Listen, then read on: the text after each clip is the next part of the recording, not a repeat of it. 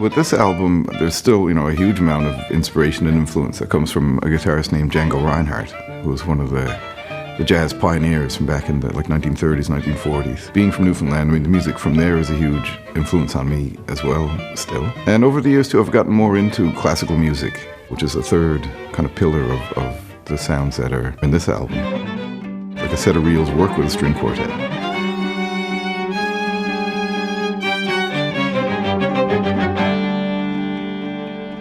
There's similarities already because, a reel is probably played on a fiddle. And there's two fiddles in a string quartet and a big fiddle and a bigger fiddle.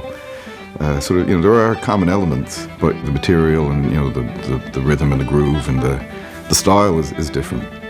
So, yeah, we're kind of taking things that are familiar but doing unfamiliar things with them. So on the album there's also a track we call Jigs.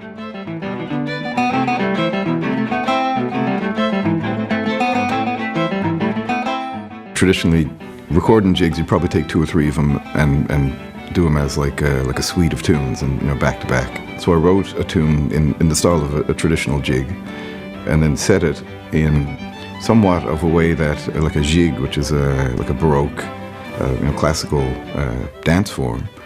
So something more familiar for a string quartet listener.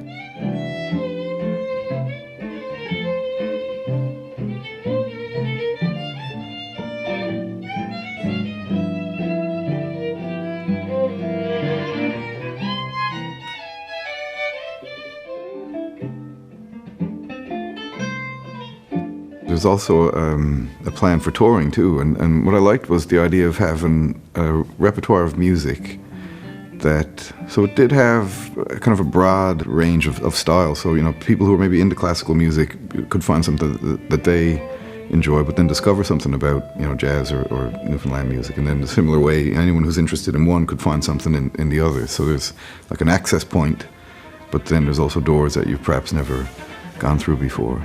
So yeah, I think adventure is part of the spirit of what's going on here.